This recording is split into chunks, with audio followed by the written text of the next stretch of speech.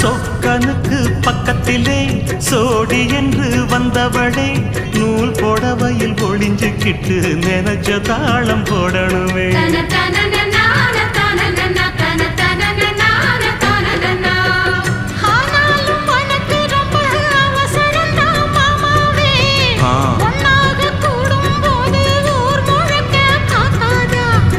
பார்த்தாலும் தவறு இல்ல பனியுறங்கும் ரோசாவே உன்னால சொத்த வச்ச மூக்குலதான் வைக்காதா.